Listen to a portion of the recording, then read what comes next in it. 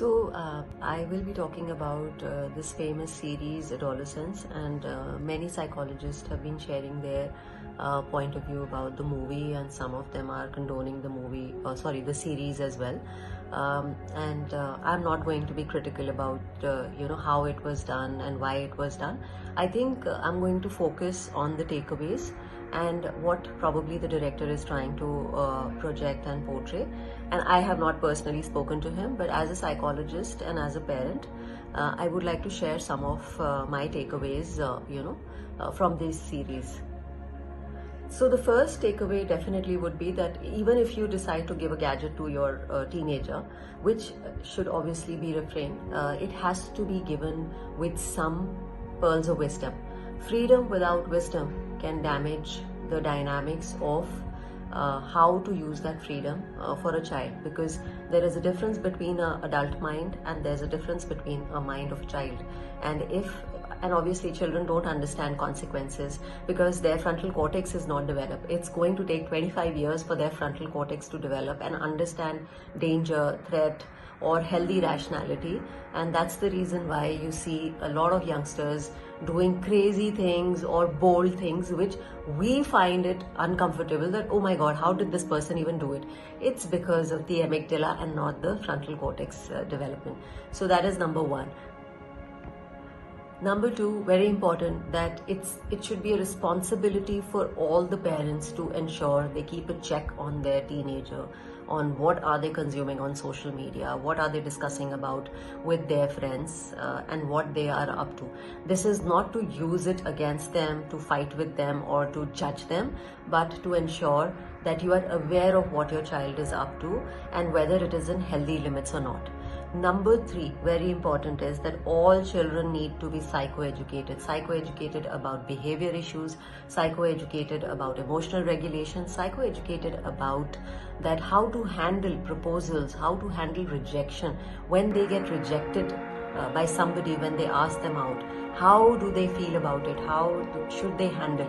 And also when a girl is being asked out from a guy and she doesn't want to reciprocate the same love what the person is giving them, can she be a little more graceful? Can she handle it respectfully rather than condescending?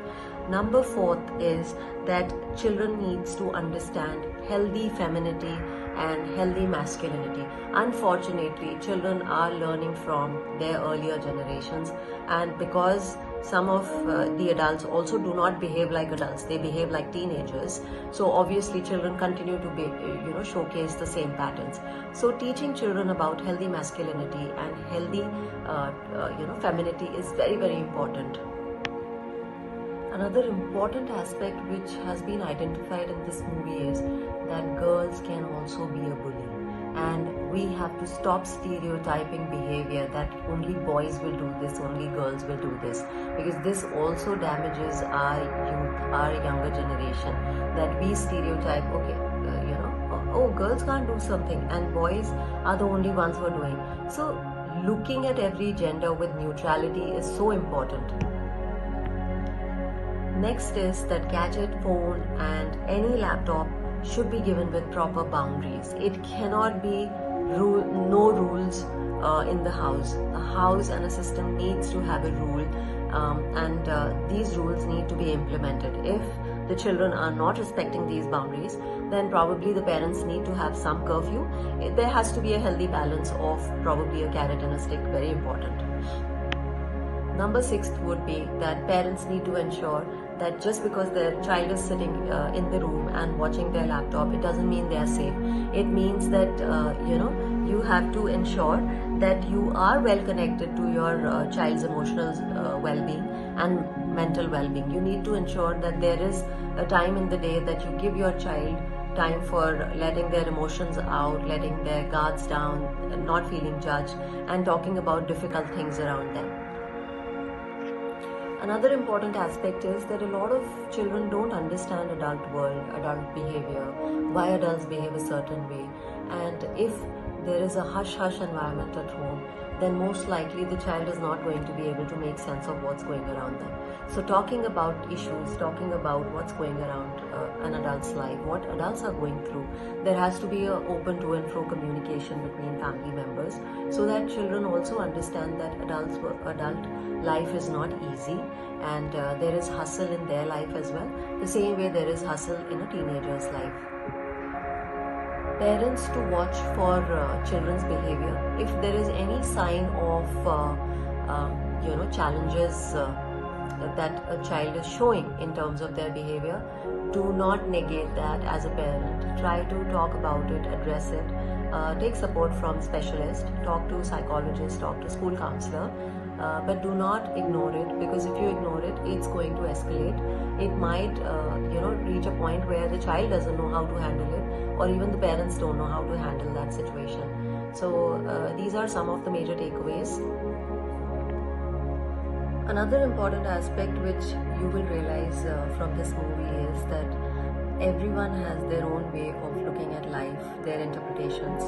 Like both the parents raising two children, but one child turned out to look at life with a perspective, with a positive perspective, and another child, succumb to the circumstances created by social media, by the person around them, their friend circle, the school environment, etc.